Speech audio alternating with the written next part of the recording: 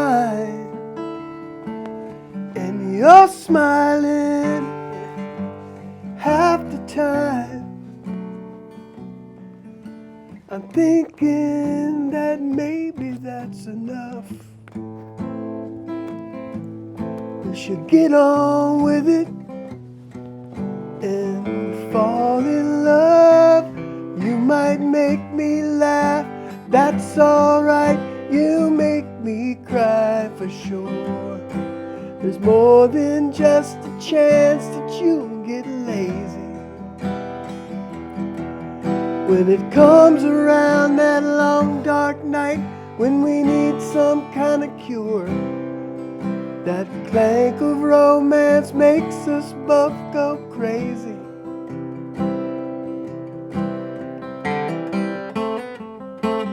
Hold me close, hold me tight. We'll forget about that stupid little fight. Are you thinking that maybe it makes sense to get on with it and get off that fence? You might make me laugh and that's alright. You make me cry for sure. There's more than just a chance that I'll get lazy. When it comes around that long dark night, when we need some kind of cure, that clank of romance makes us both go crazy.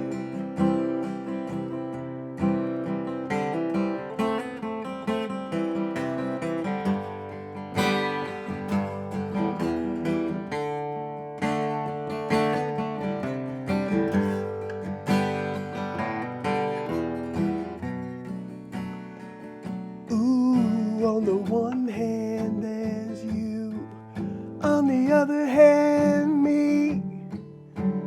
What else can we do but try and live between them? You might make me laugh and that's alright. You make me cry for sure. There's more than just a chance that we'll get lazy. When it comes around that long dark night, when we need some kind of cure, that clank of romance makes us both go crazy. That clank of romance makes us both go crazy. That clank of romance makes us both go crazy.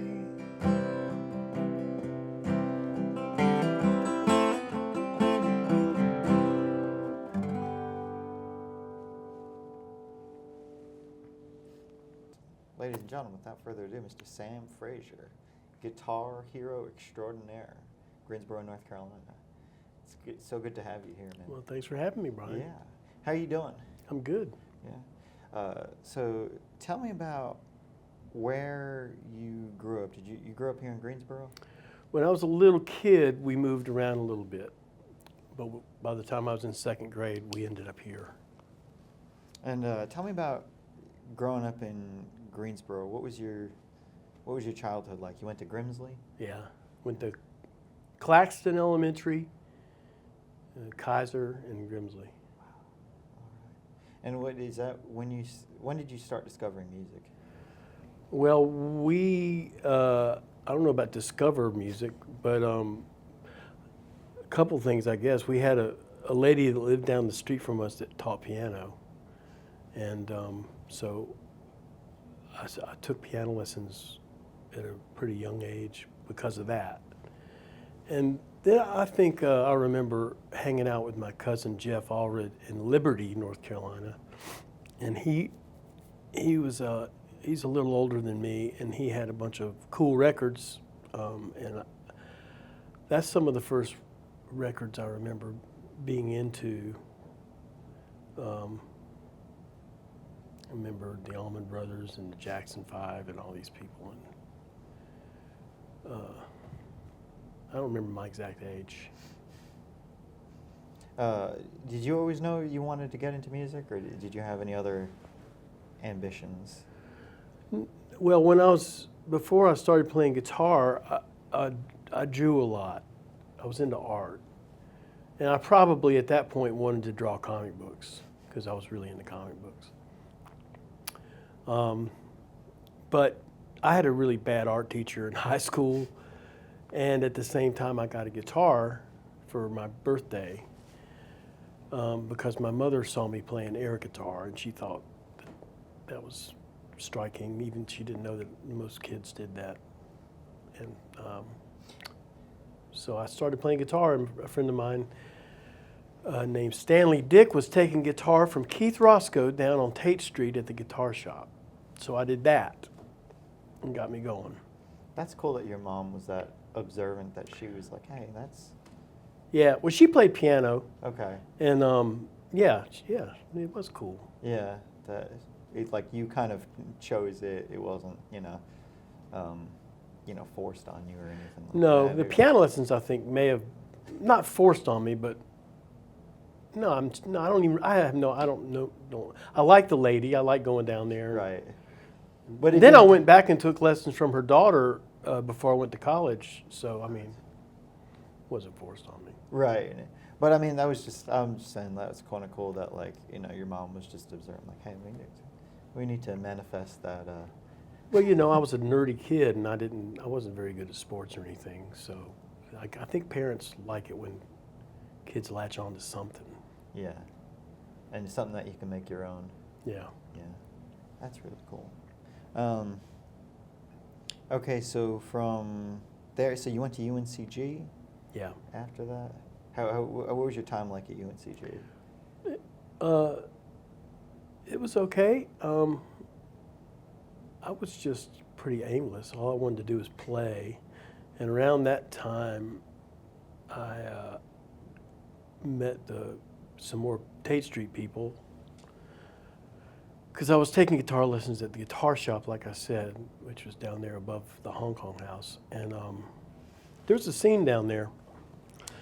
Some really good musicians and really fun people to hang around with. And so it was school, but it was, and I had some musical friends at school too, but most of the ones that stuck with me through life were the Tate Street folks.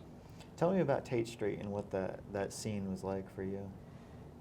Well, it was a big deal. It was the first time I had ever been in close proximity with people that could actually play really well and sing and write their own songs. And you'd see them in little, very small places instead of going to the Coliseum to see a big band, which I did. But it was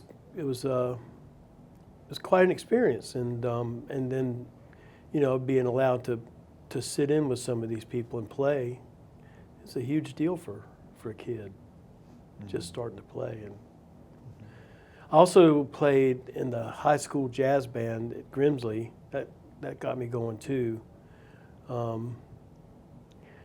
So all those things together, they were all around the same couple of years.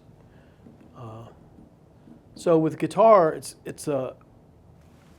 kind of, at that point, I had no idea about getting up in front of people by myself and doing what I just did. But it was more of a social thing, and you want to play in a band with people. And I still remember the first time I did that. It was at Grimsley, and we kind of broke into the band room on the weekend, and or somebody had a key. We didn't break in, but we weren't supposed to be there. And we played, we jammed. There's a drum set there, and bass amp and all that stuff. And we played. I still remember playing Rocky Mountain Way, probably for an hour. Just down, down, down, down, down, and it's quite a feeling when you actually plug in and play with some other people. It's a great feeling. And that was the first time I remember doing that. Different from the jazz band. Well, that was a feel. great feeling too, but I was hanging on for dear life with the jazz band. There's a picture of me in the yearbook because it's very hard music, and I've just been playing for a couple of years. Why is jazz music so difficult? it's more complicated harmonically and melodically than rock and roll. And so to be any good at it, you have to know more. With rock, I mean, part of the idea is you learn a couple of chords and just bang it out. And it starts there, and you can still come up with some good stuff that way.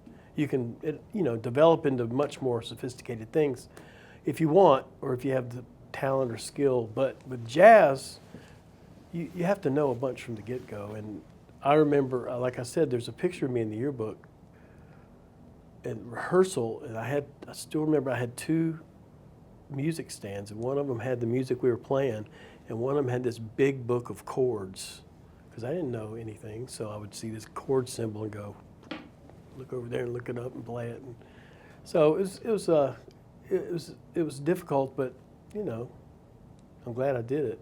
Mm-hmm. Tell me about that. So so you were learning off of sheet music. Yeah. And did you? Well, when I took lessons from Keith Roscoe, he really pushed reading music. Yeah. He used to say things like, "Well, my friend Stan was also thinking." He said, "Well, Stan is already over here in the book, and pressure me to." And it was, I do that now with students of a certain age. I really kind of want them to read music. If they're older and they don't want to do it, that's okay. But yeah, I'm like, what's the? I guess there is an advantage to if you can do both. You're much more adapt to playing different things with different groups, right? Yeah. Yeah. You got different directions you can go. Yeah. But like on the other hand, there's plenty of people that play their butts off that don't read music. Right. Yeah, there's a lot of famous players who they couldn't. Yeah. They couldn't read a note, but they could play like hell. Oh yeah, there's a lot of ways to get to it, and you don't have to do it the way I did it or the way anybody does it. But if you're into it enough, you'll find a way to do it.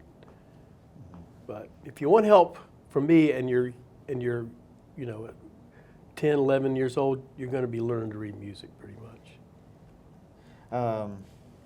Okay, we'll get to teaching.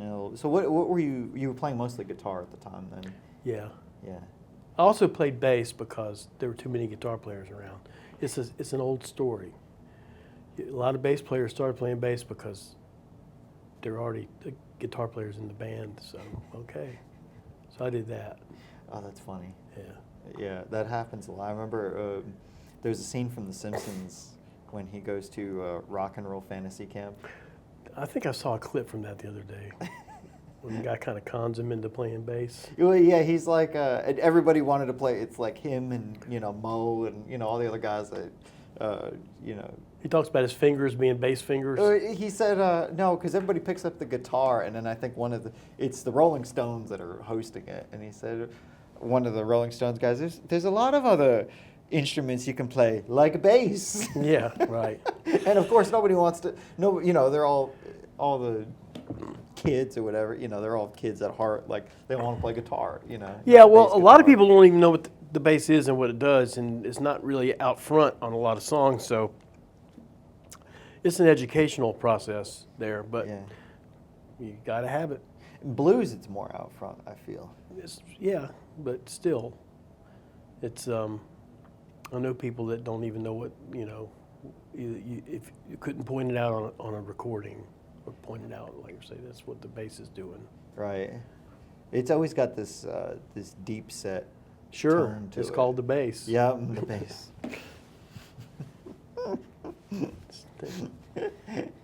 Oh my God. But it kind of, I feel like it, a lot of, if you don't hear it, or if you're not in tune with it, it kind of sets the tone for the rest of everybody else playing. Well, if it's not there, you miss it. This is the newest one, so I'll probably screw it up.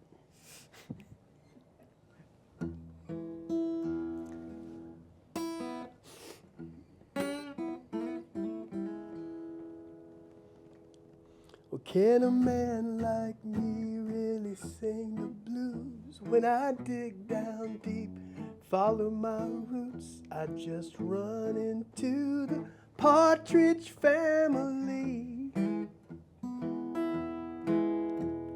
I didn't understand the reason a different kid played drums in the second season, but that ain't paying dues. Can a man like me really sing the blues? When I dig down deep, follow my roots, I find a childish crush or two or three, till I got too old to play the part of a stand-up guy with a broken heart.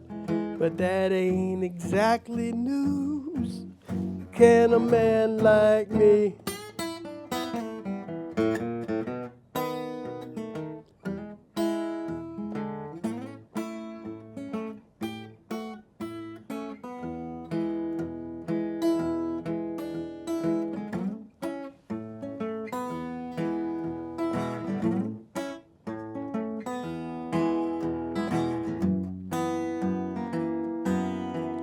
Well, can a man like me really sing the blues? When I dig down deep, follow my roots, and contemplate the world where I come from. Do all these self-inflicted wounds call for a different type of tune and a kinder, gentler muse? Can a man like me really sing the blues? Can a man like me really sing the blues? Oh, can a man like me really sing the blues?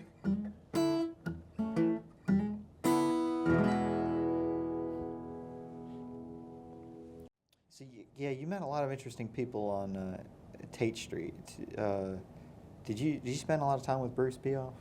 Well, that's where I met him. Yeah. And he was playing at the time with Scott Mannering, and I used to go see them play.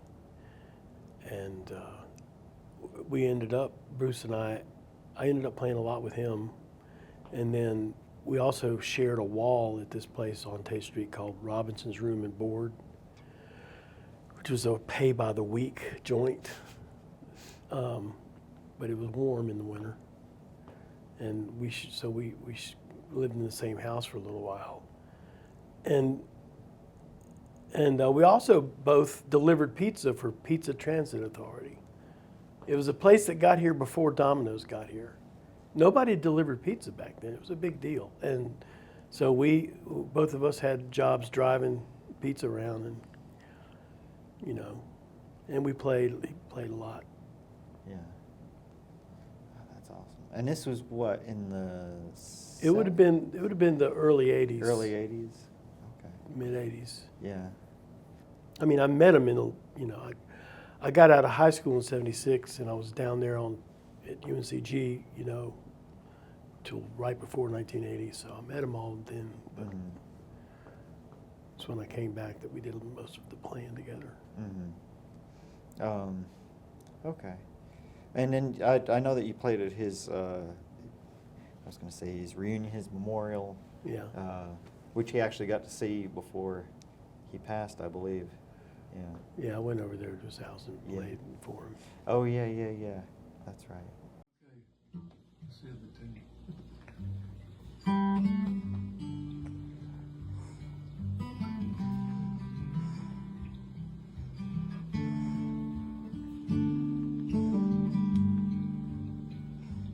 Rosalita,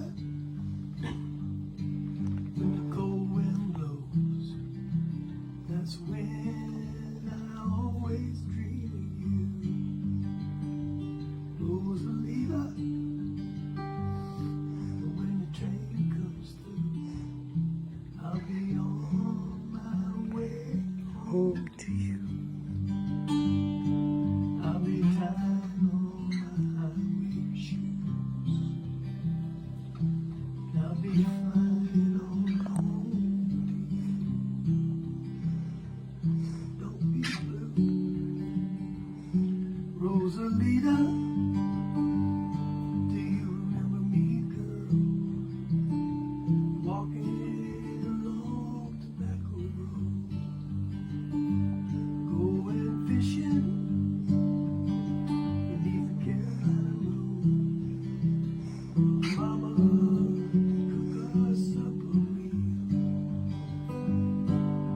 be tying on my highway shoes. I'll be flying on home with you. So don't be blue.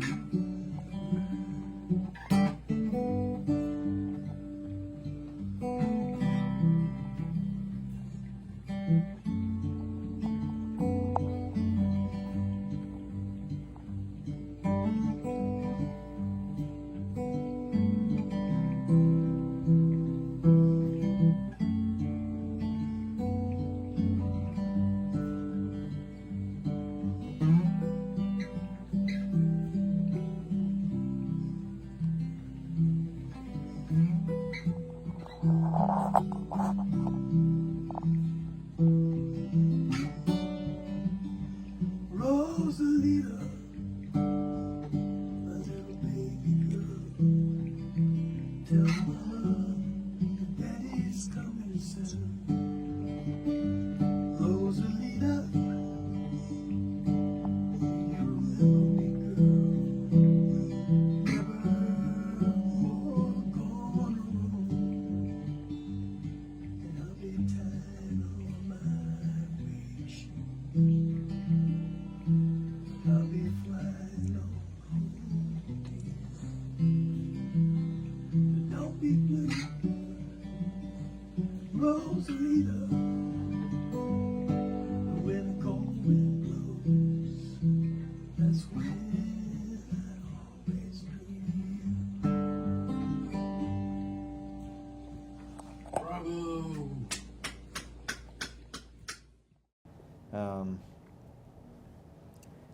Yeah, I think everybody's gonna miss old Bruce.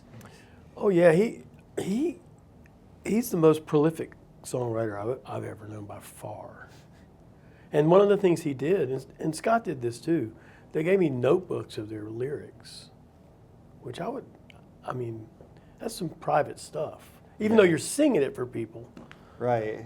it's still private stuff, and I was touched by that. I still am.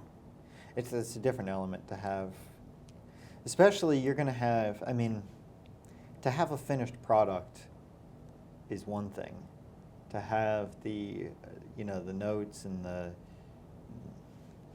don't know, I'm imagining that a lot of it was, scratched and, Well, no, these are rewrites and- or Bruce this is the had finished stuff. Yeah, Bruce had typed pages. All his stuff was Okay. typed. Yeah.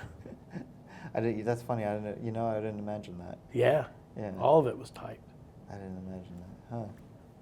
And yeah, so that and he was down there, and like I said, Scott and Scott Sawyer was down there too, and then the guys I played with in the band Tornado that we had for a long time, Bobby Kelly and Dennis Worley and Keith Roscoe at first, and my friend from Grimsley, even though he was older than me a little bit, Jack Wilkins, and Cliff Greason, the drummer whom I still play with. All those guys were just great players, and they were mostly into playing their own music as opposed to whatever was. It wasn't real lucrative at the time. You're there. You're setting up at the Nightshade Cafe to play for whoever comes down there, and you're not playing top 40 music, and you're not playing, So it was a different kind of scene for me, and very creative. Because you're coming up with your own stuff. And I wasn't yet. I started, but it took Okay. a long time. It takes, you got to write a bunch of crap before you write anything that's any good. yeah, that's what I watch all these, comedians and things, and they'll say you have to get booed off stage a heck of a lot before you begin to get any kind of track. You just have to get used to getting booed off stage for a little while. Well, you have to, in the case of comedians, I think you have to be very tuned to what's working and what's not working. And that ability to, read the audience too. Yeah. I think that You know, what kind of crowd is this? Or Yeah. kind of paying attention to the person before you. How did they do? You know, what was firing for them? And Yeah.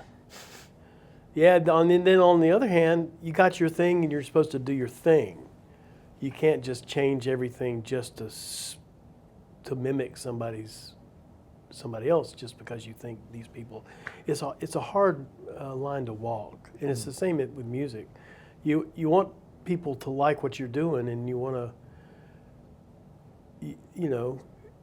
you want to make changes you can make so that happens, but you also want to play what you want to play. You're wanting to put, and it's hard. Some things are harder than others. Like Bruce went out and played his songs. That's what he did. He played his songs. He knew some other songs, but he knew plenty of other songs. But he's there to play his songs. He's not gonna start playing a bunch of covers, even though it would help pay the bills. And I'll do both.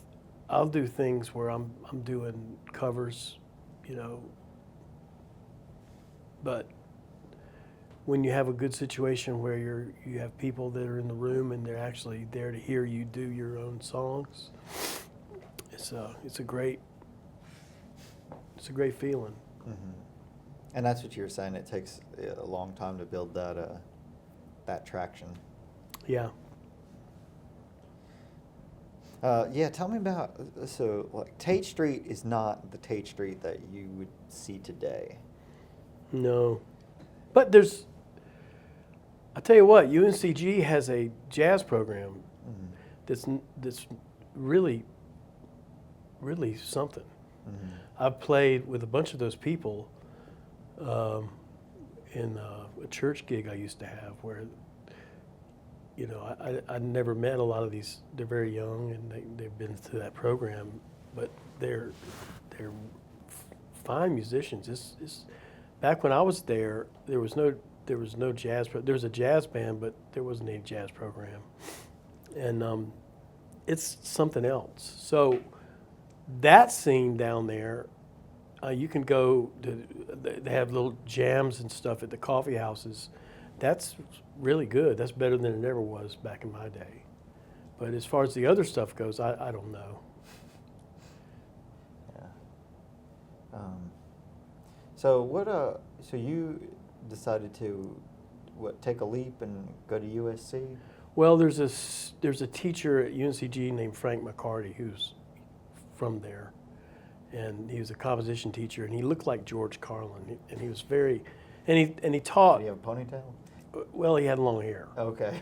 And he was kind of profane and, you know, rebellious kind of teacher guy, and he was also a contemporary music guy, which means crazy music. Contemporary classical music is nuts, man. And this was back in the 80s and late 70s. So he told me that I should go to USC. I was good enough to do that, and so I applied and went. I just didn't like Los Angeles at all. I was too young for that. So I went for a couple of semesters and got a lot out of it, but I didn't. What didn't strive for you? What didn't jive for you? L.A. Yeah. I never lived in any place that big, and I don't know what it was. I wish I'd stuck it out a little longer, but I didn't. You know, I came back here because back here I had a lot of people I could play music with and friends and stuff, and I was, you know, I'm not proud of it, but that's what I did. Yeah. And it turned out okay, but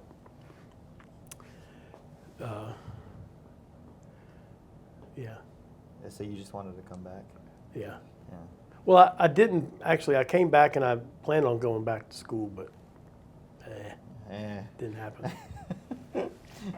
So what did you do? So did you just keep playing? Did you work when you? Yeah, I worked at restaurants. You know, pay the bills. Yeah. Did what I had to do. In the meantime, you're still playing with. Were you still with Tornado? Tornado was the main band I was with for decades, and also, I mean, I played other stuff, I guess, but played with a lot of people over the years. So, you know, just try to fill the calendar up. I understand that. Yeah. Did it like was it? So you were finding your way along here, and so you found kind of a groove with Tornado. Did was this the group? Like, was everybody kind of on board? Because I remember you said your earlier group, everybody was kind of trying to do their own thing. Which group was that? I don't know. I don't remember, but earlier, you said everybody kind of like in tune? Like, how did you find, I guess, your sound? I guess, what does it take to collaborate? Well, okay, Bobby and Dennis Worley were in a band called the Sentinel Boys with Scott Mannering. And they had a thing from that. And so I kind of joined the band. It had already started. And they had things they liked to do. And Sooty was a tremendous singer and songwriter. And I just joined that group, and you know, it was Sooty was his nickname, Dennis Worley Sooty, and Bobby didn't write songs so much. Rebecca Raker was in that band too, and she didn't write songs much. So there's room for some more songs, so I you know, threw some in there. And I don't know what to tell you. It wasn't organized, really, you know, as far as a big plan. We just did our sets and tweaked them as we went. And there's tons of recordings of all that stuff, and it's fun to listen to the shenanigans that ensued. But we also did a bunch of other people's songs, but we did more obscure songs, so, you know, we did a lot of New Orleans music and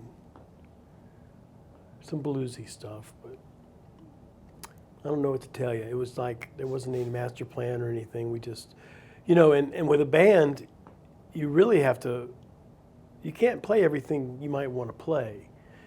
You're not good at everything you might want to be good at. You know, you got the people that you're dealing with, and they can do what they can do, and some of it's awesome, and some of it just doesn't work out. So that's kind of how we would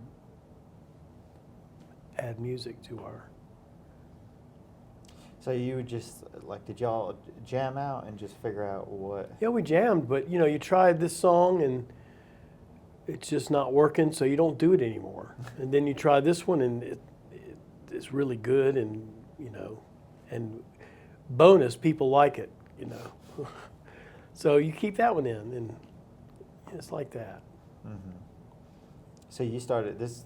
Did you start writing a whole lot at this point? I tried to. Yeah. I have, you know, the Tornado recorded an album, excuse me, an actual LP, and I have a couple of songs on there. Excuse me. And a couple of them are songs that we still do, and like then another song that I wrote that's on that LP has just been cannibalized for other songs, you know. Oh, you just picked it apart. And Yeah. Did you take notes or You lyrics? take mostly lyrics, but Yeah. whatever. So that happens too. And so tell me about your, I guess, your writing process. Do you have like a particular process, or just something just come to you and you're just, oh, that's good. Yeah. I don't have a particular process. I lately, in the last couple of years, I'm not in this group anymore, but you know, I was in a Facebook songwriting group called the Tunesmiths, and people all over the country were in this thing, about 13 people, and every month a different person would proffer a prompt, and you would have a month to come up with something. And it was a phrase or a word, and the song didn't have to be about the word or the phrase, but it had to have the word or phrase in it. And you had to come up with a song or at least a verse or a chorus or something to show for a month. So I did that for a while, and I came up with some. I mean, that last song I played was from that, and I don't remember what the prompt was, but God,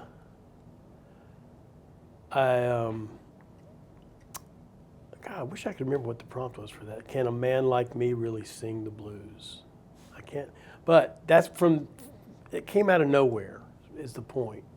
You have a little grain of an idea that was given to you, and then you have to come up with something, and that's where mine went. Another song I played for you a minute ago was called 7 out of 10.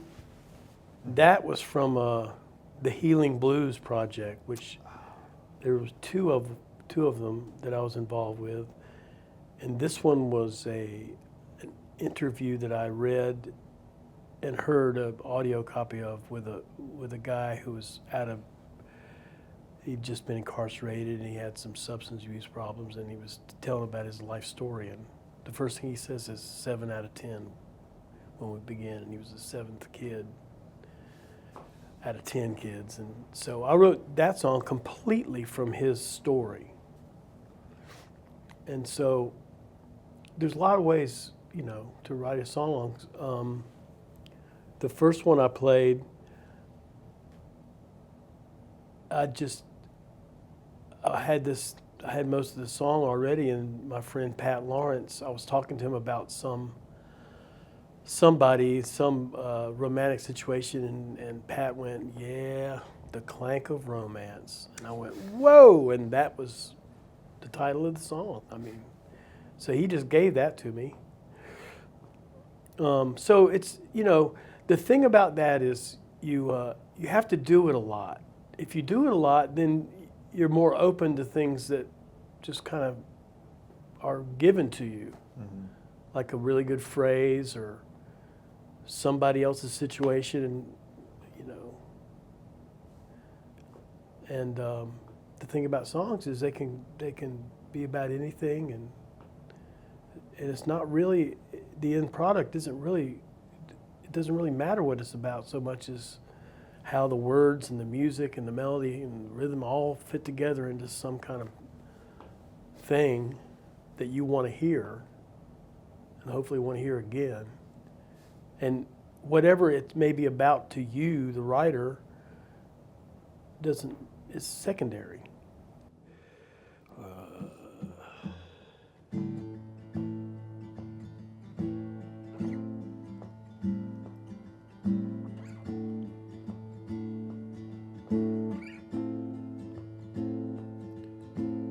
7 out of 10 when we begin.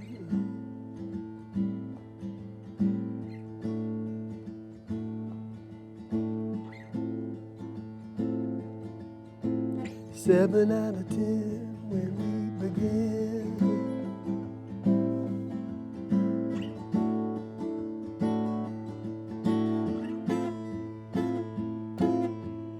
There's nothing like pain to make memory last.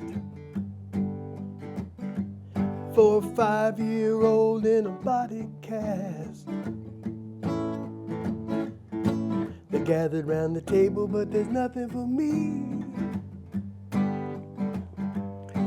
Wrapped underneath the Christmas tree, and I'm 7 out of 10 when we begin. Family diversified. Maybe you my brother, but you ain't my friend, and there's no place to hide. This one's free, believe it's true. Start it on up, this is what we're gonna do. I'll reach across the table and smack you down. And we can run around and around and around. 7 out of 10 when we begin. Man, you wanna go outside. You ain't my brother and you ain't my friend, and there's no place to hide. 7 out of 10 when we begin. Man,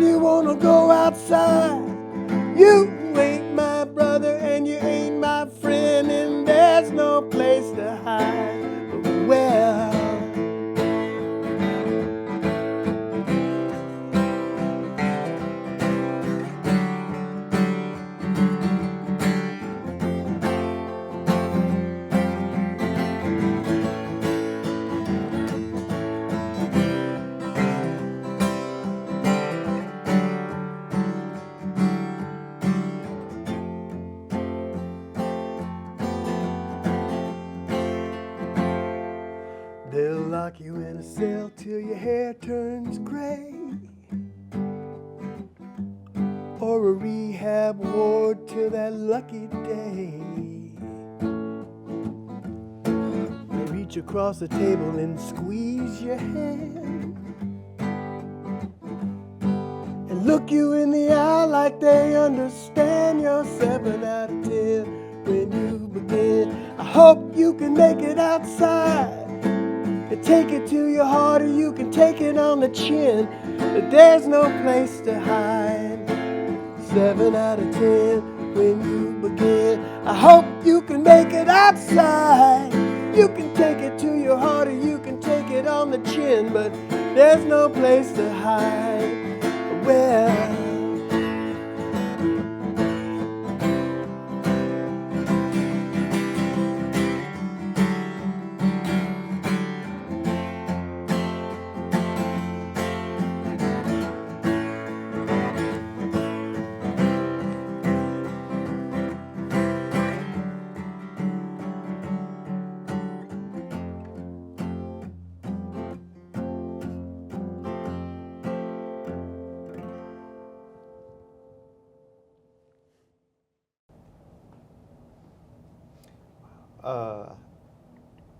So I was thinking about how you see. Do you sit, after you get, I guess your concept, your idea? Do you sit down with the guitar and just kind of come up with a melody, or does that just come to you naturally? well, what happens is it's usually a phrase. So you have like that 7 out of 10 thing. I came up with that way to sing it and the little chord progression. And so you got a nugget like that, and then you go from there. So you just kind of hear it in your head, and you just. Yeah, you hear a nugget, but then you have to go from there.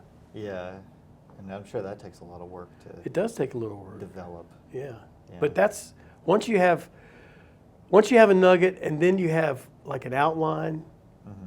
Then it becomes about filling it all in, and that's actually, it's a lot of work, but it's a lot of fun too. Mm-hmm. Yeah, and I'm sure after a while it just kind of becomes, like a regular thing, like you said. It's not a regular thing ever. It's like every song's different.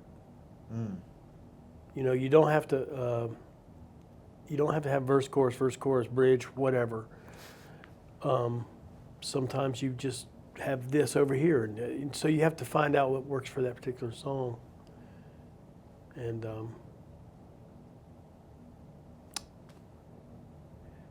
And then, like one of the guys in the songwriting group, a lot of it was over COVID, so people weren't playing out so much anymore. And somebody in the group on one of our little Zoom calls said, "I've got so many songs, I don't even care if I play them for anybody, And there were a couple of people in that group that were really, really good.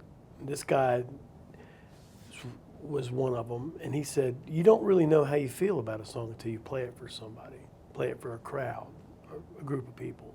Doesn't have to be a lot of people, but you can think whatever you want to think, but when you get up there and you actually sing it for some people, you don't know anything." So I have certain songs that I know that when I do them, they're going to connect with somebody, and then there's some I'm not sure about yet. I need to play them in front of people. What is it about that just changes that once you start playing in front of people?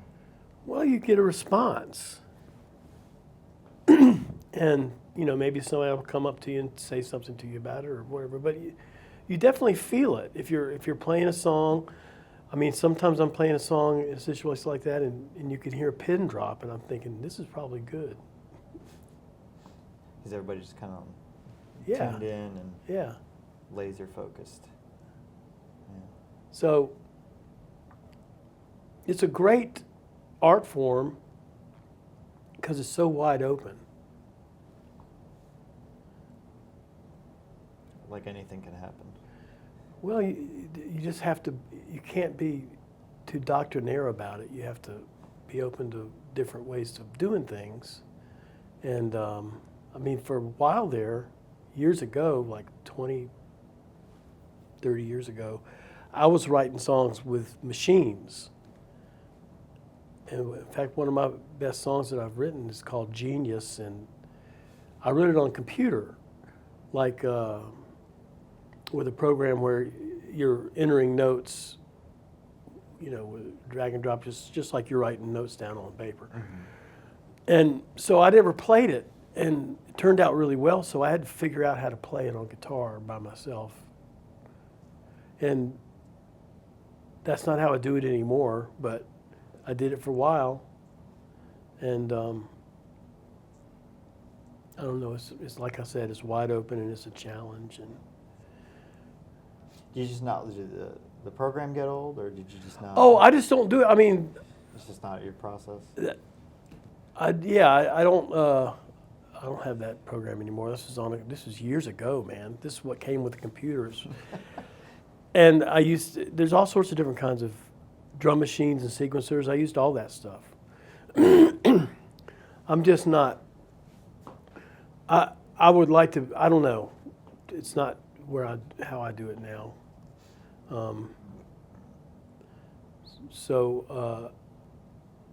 I don't know. That's about that. That's all I got to say about that. I hear you, Forrest. Let's go back to the Healing Blues Project and give us a little base of what that project was about. Well, Dave Fox and Dr. Drave. Dr. Drave and Greensboro College, Ted Ebermoff, and Interactive Resource Center got local songwriters together with homeless people. And the first one, we actually all got into this room and paired off, and I talked to this kid, and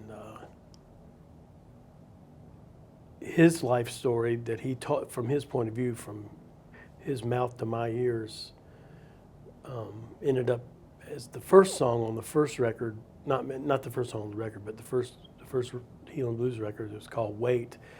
And he was a kid who was there with this dog, and he was just talking about being passed around between his mother and grandmother, and he had, it wasn't a really sad story. He hadn't, like a lot of those people in that room, it was just horrible, their lives, but he seemed to me like he was just like I used to be when I was his age, but I had more of an umbrella than he did, or a parachute. You know what I mean? I screwed up as much as he did, but I had people to help me. So that was his song, and then the next couple of years we did another one, and I told you about that, and I sang that other one. And so it was really cool. We wrote the songs with these folks, and then we recorded them at Benji's studio, Benji Johnson, and I don't know what else to tell you. Have you heard them? I haven't heard the albums now. The You Blues should. Project. You can hear them on Spotify, I think. Yeah. And I'm pretty sure I heard Mr. Fox's. Fox. Yeah, I think I've heard his because I had him on maybe a couple years ago. I had him on. Yeah.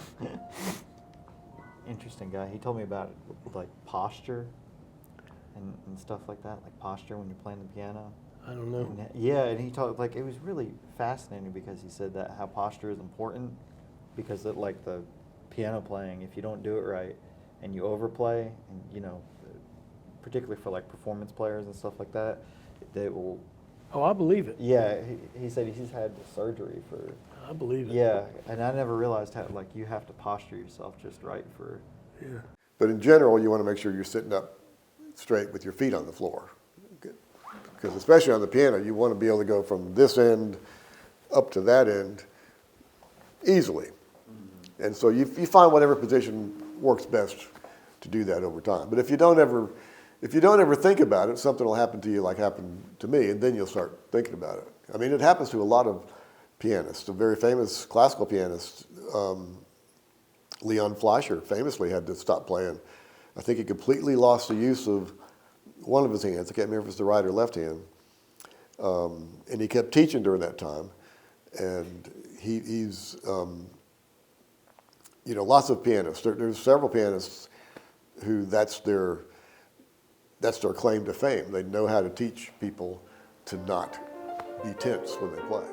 Who the hell knew, like,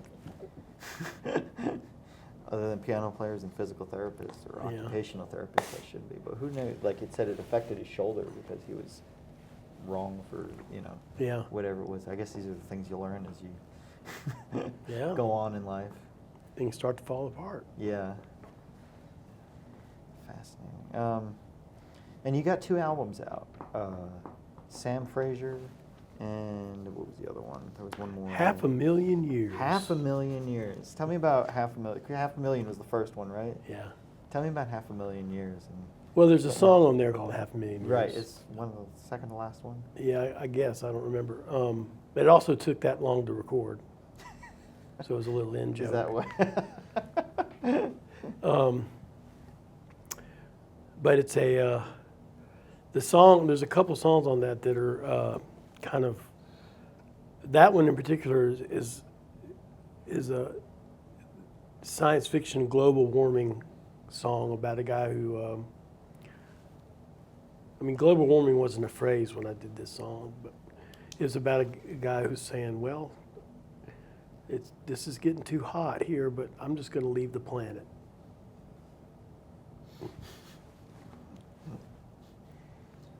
So that's all that was. How long, 500,000 years, how long did it take you to put that together and put all them songs together? It took me a long time because I wasn't really in good shape back then. And so I just did what I could do when I could do it. And it's kind of daunting to record a solo album where the buck stops with you, and they're all songs I wrote, and I do a lot of the playing on it, and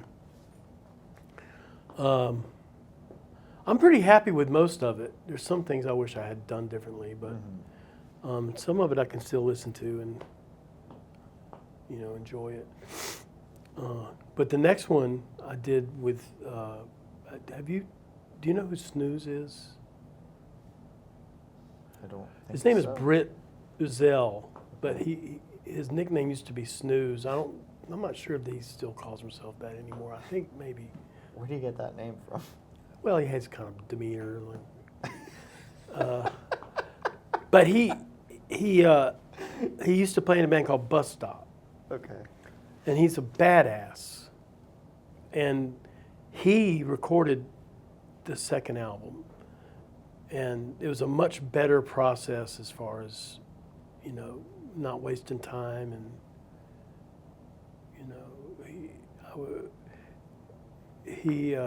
I don't know, the two experiences were completely different.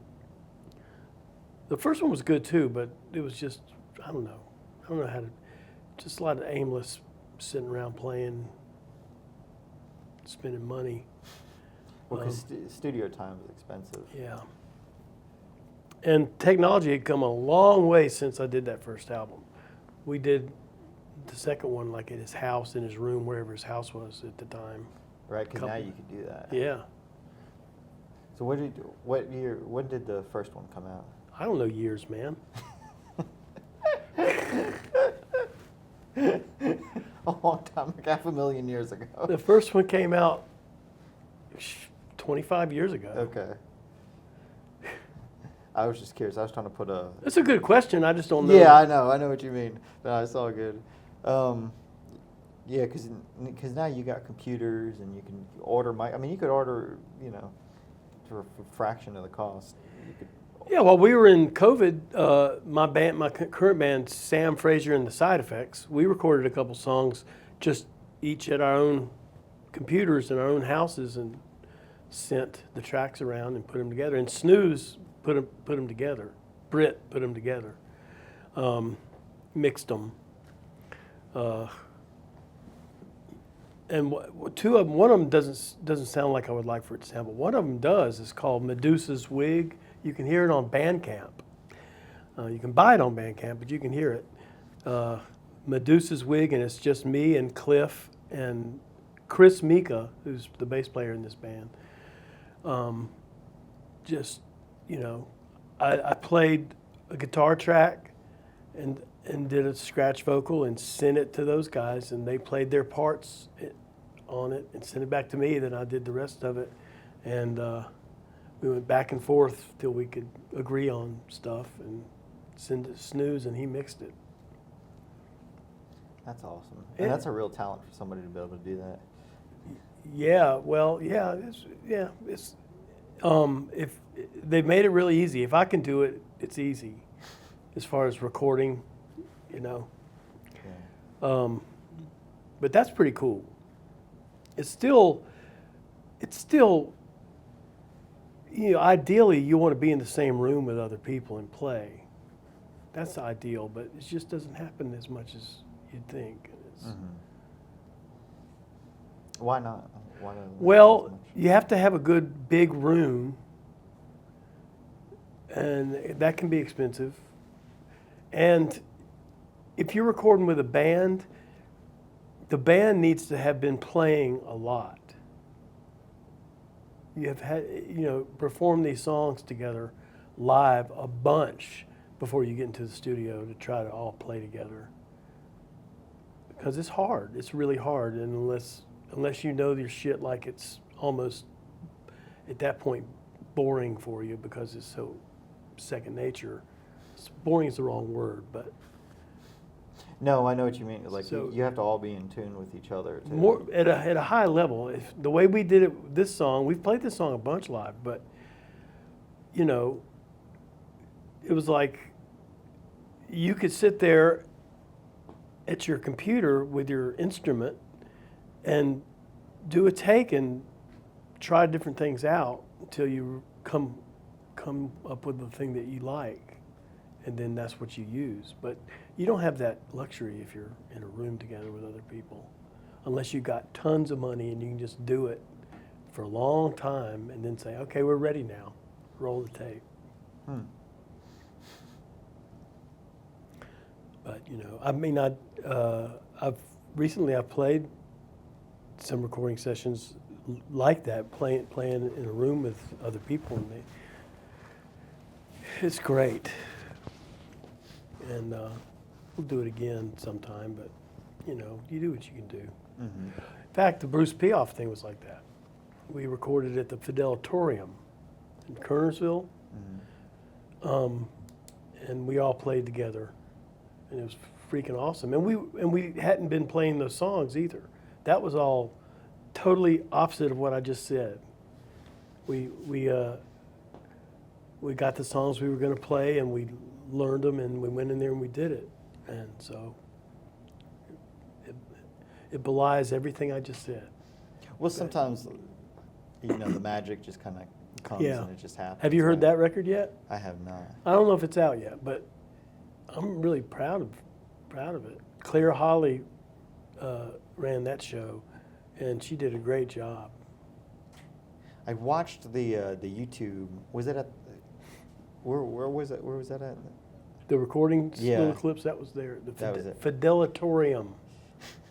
I watched the YouTube of the performance, at least a good portion of it, when I had Peg on and when I had forget it. His name escapes me now. Oh, it'll come back to me in a minute. But anyway, yeah, I watched some of that anyway. Yeah, it's really, really good stuff. People were on their game that day.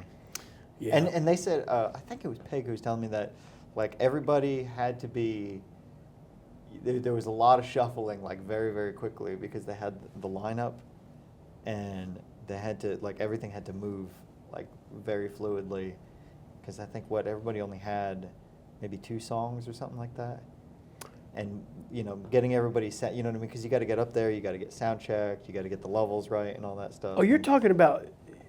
You're not talking about the recording. No, I'm not session. talking about Oh, the that's I'm talking that's about not the Fidelity Room. That was at the Flatiron. Yeah. Oh yeah, yeah. There's no messing around. I was just, but that was what I did there was just played some Bruce songs by myself, and then Scott Sawyer came up and played with me on one of his songs. So we didn't do band stuff there. That was really good too. Mm-hmm. Yeah, the Flatiron is really, like, I've watched the productions. Whoever does the film crew productions of, I don't know if it's a separate. I guess it's a separate group, but they do some really solid. Oh solid yeah, work there. they've got it going on over there. Yeah, because I watched some of your work that you've had on YouTube and everything. But okay, cool. So you're still playing, you're still gigging, still trying to find whatever you can, I guess.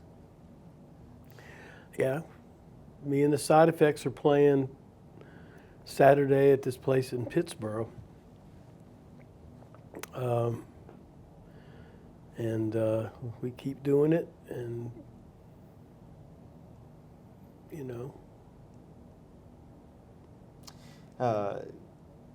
Do you have any regular places that you play, or you just? Well, I used to play at the Grandover every month, but I don't do that anymore. I still play there, but it's not a regular. Mm-hmm. I don't have any regular places. It'd be nice. But I've been around here a long time. There's only so much people can take.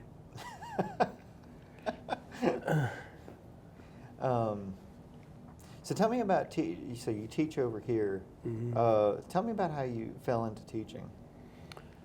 Well, when I was first starting to play, I tried to teach a little bit, and it didn't work out too well. I didn't have it together to do it. But another guitar player named Scott Jennison was moving, and he had about 30 students or so, and he passed them on to me, which I'll be forever in his debt.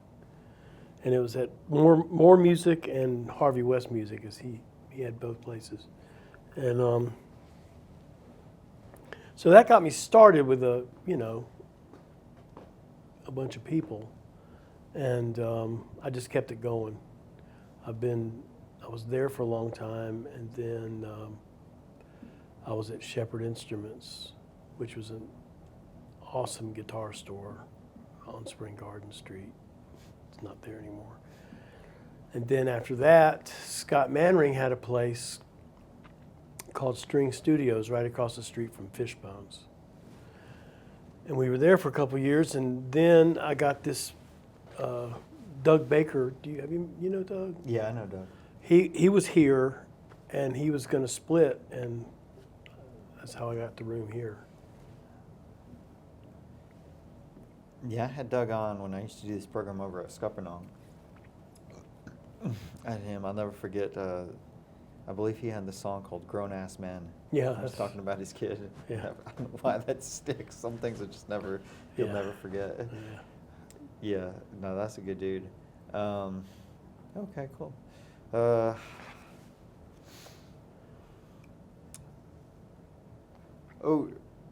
One of the songs that stuck out to me, I guess I should have had you, but Mother, the song Mother, that really stuck out to me when I heard you play it.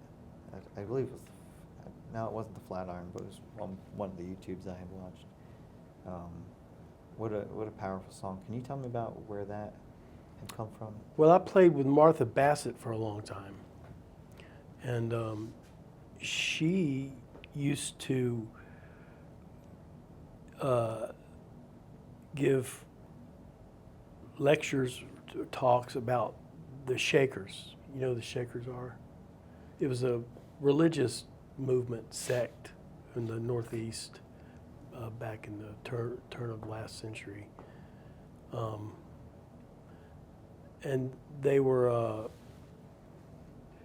the head of their church or their group was named Anna Lee, I think. I could have that wrong, Anna something. And they called her mother. And so I went to one of Martha's talks, and it was pretty interesting, their whole trip. And so the song is about them. They were they came out of a time when women were treated really, really badly. And so one of the things about them was the sexes were sequestered. They didn't sleep together. And they didn't believe in procreation. And they didn't proselytize, so there's not many of them left. And so that's part of the song. And their whole philosophy of treating people well is very appealing, and that's what the song's about. There's the line in there, love one another while you still can. Yeah. So that's all from watching Martha talk about these people. And I wrote it for her. She sang it. It's on a couple of her albums. Mm-hmm. But then when I stopped playing with her, I sang it. You know. Mm-hmm. I'll sing it. Tell me about working with Martha Bassett. She's done a lot of work Yeah. over the years. Well, it was great. She does all sorts of different music, so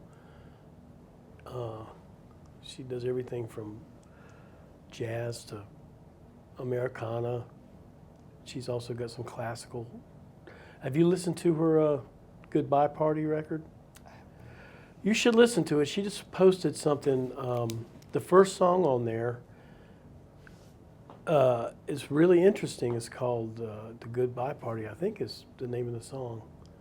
And she wrote it with, do you know who Ben Singer is? I know the name, but Ben wrote this. It's just gorgeous, and it's kind of classical music-y. He wrote this chorale, and we're all singing, you know, this ethereal music. And I don't know. She had wide musical tastes, and she wanted to do it all, and so playing with her was great. that's awesome. And also, I would like, you know, before I played with Martha, I used to play with a woman named Lisa Dames. Do you know her? I know the name. She was trying to sing. She was singing country music, and she recorded an album in Nashville with the real deal people. And so she was looking for somebody to back her up on a radio tour of the Midwest. And so I did that with her for a while. And that was really something too. Just driving to wherever and playing on the radio. A couple of those. A lot of driving around for playing 2 or 3 songs. But she was a big part of my musical life. Mm-hmm. And then Martha. You know, there are a lot of people around here. Molly McGinn. We have a band called the Joy Band, which is my band plus her, and you know, that's the core of it.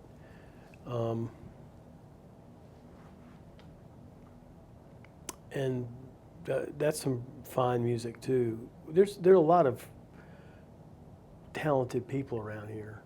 Mm-hmm. Oh yeah. And I'm privileged to be part of that whole world. Yeah. That's really, yeah, and that's, I mean, that's just great to have. You really gave me a guest list here. Yeah, Of oh, people yeah. that I need to listen to and have on. That's I'm awesome. sure I've forgotten a lot of people because mine ain't what it used to be. Well, and also you've also played with a lot of people too, so Mhm. that's coming and going. It's hard to Yeah, keep up with everybody you've it's true. come in contact with. It's true. Oh, one more person though I got just remembered because I'm currently playing. My band, Sam Frazier and the Side Effects, we play with Molly as the Joy Band, and we're also playing with Jeffrey Dean Foster. When he wants to play with a band, and his band is called the Arrows, we're the Arrows. And we're playing with him at the Gas Hill Drinking Room at the Ramcat in February. And so that's a big part of my current musical life. That's awesome. You can hear his music all over Spotify. He's been around for a long time, and he's a really good songwriter, singer, guitar player. Yeah, I'll have to check him out. Jeffrey Dean Foster. Jeffrey Dean Foster. All right. Where do you go from here? Do you have any? You just gonna keep teaching, keep playing? Yeah, Do you have any? I've never had any big picture plans. You just like to keep doing what you're doing. Yeah. You like the Greensboro scene.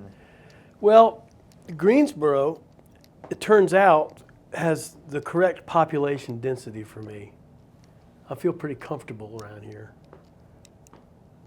Bigger cities, I'm not really comfortable. In smaller cities, I'm not really comfortable. I didn't know that until I tried the bigger cities. But yeah, I like it around here. And Greensboro is, for me, it's also Winston-Salem and the Research Triangle. I do a lot of stuff over there. So it's a whole big area within which to work. Yeah, and they all kind of complement each other in a way. Yeah. All right. Is there anything you want to talk about that I haven't asked you already? Not that I can think of right now. I'll probably think of it as soon as I leave. Yeah, that's usually the way it goes. As I'm driving down the road on my way out of here, I'll be like, I should have asked. I'd like to say hello to my wife, Kelly. Hey, Kelly. How long have you been married? Let's see. It's coming up on 7 years. How did you meet your wife? Well, I've known her for a long time. Okay. And then we reconnected at a mutual friend's wedding.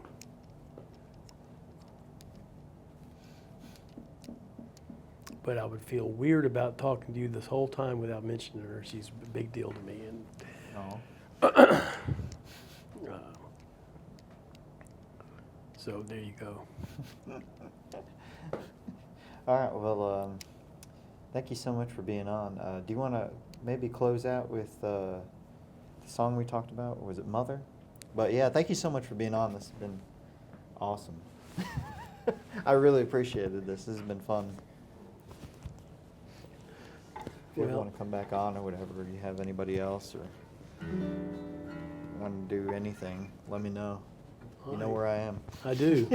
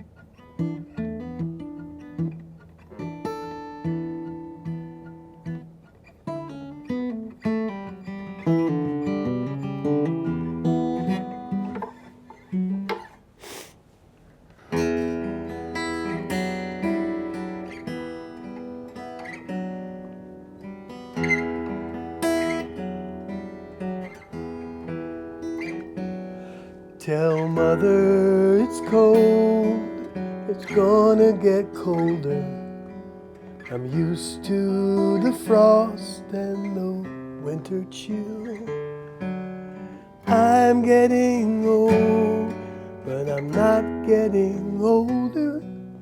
I paid the cost, tell Mother I will.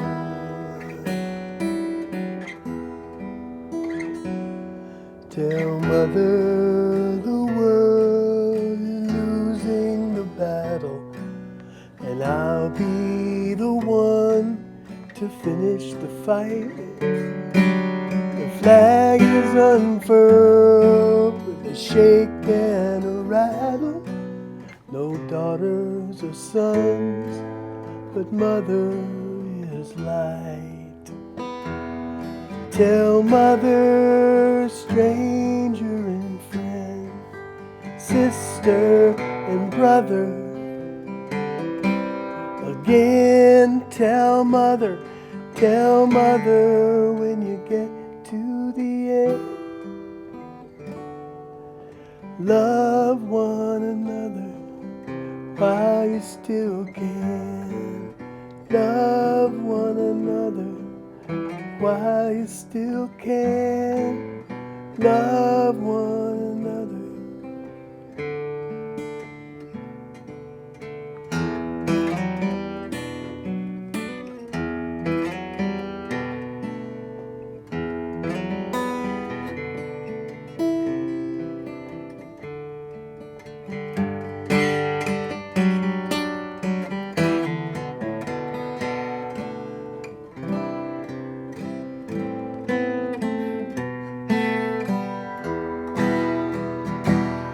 Tell Mother, stranger and friend, sister and brother. Again, tell Mother when you get to the end. Love one another while you still can. Love one another while you still can. Love one another. Tell Mother it's cold, it's gonna get colder. You don't feel the frost or the winter chill. You're not so old, but you're not getting older. You paid the cost, tell Mother I will.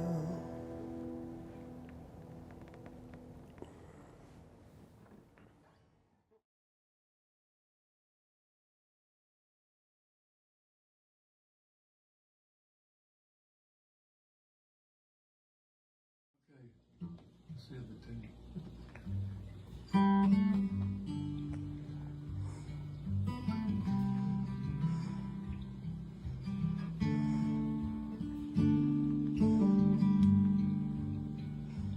Rosalita, when the cold wind blows, that's when I always dream of you. Rosalita, when the train comes through, I'll be on my way Home to you. I'll be tying on my highway shoes. I'll be flying on home. Don't be blue, Rosalita. Do you remember me, girl? Walking along Tobacco Road, going fishing beneath the Carolina moon. Mama, cook us up a meal. I'll be tying on my highway shoes.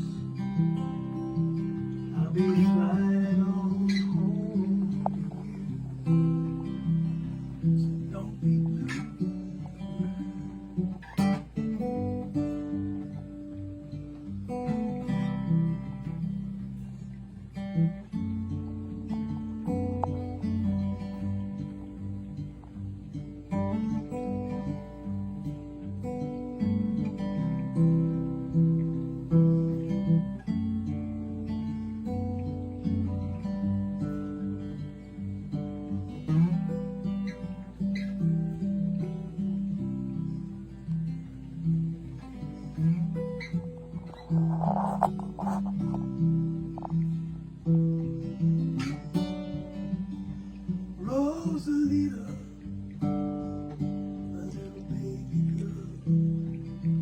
Tell mama daddy's coming soon. Rosalita, you remember me, girl.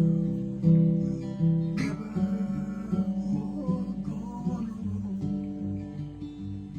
And I'll be tired of my wish. I'll be flying on home.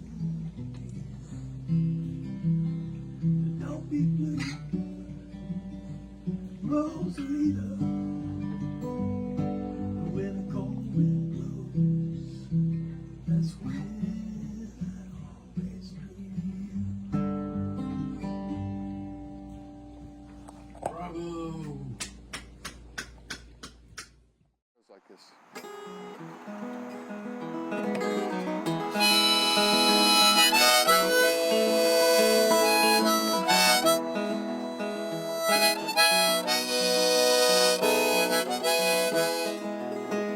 Oh, Big Tom Austin, he swung a baseball bat, broke in with the Cardinals, first black man to do that. 1954, a Bigfoot in the door, Augustus Bush, the beer tycoon, made a big production, beer and silver spoon. Just one black man was standing in the room. Give you 2 Stan Musials, 1 Steve Bilko, throwing country slaughter. If you let Austin go, a Big Tom Austin, Cardinals 54. Seen him yesterday down at the Woolworth store.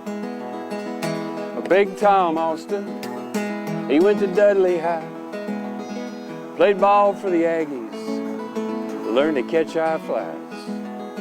Big Tom was a slugger, kissed Greensboro goodbye. San Diego Padres, 23 home runs and RBIs. Big Tom got 101. Headed for St. Louis, the segregation. Give you 2 Stan Musials, 1 Steve Bilko, throwing country slaughter. If you let Austin go, a Big Tom Austin, Cardinals 54. I seen him yesterday down at the Woolworth store.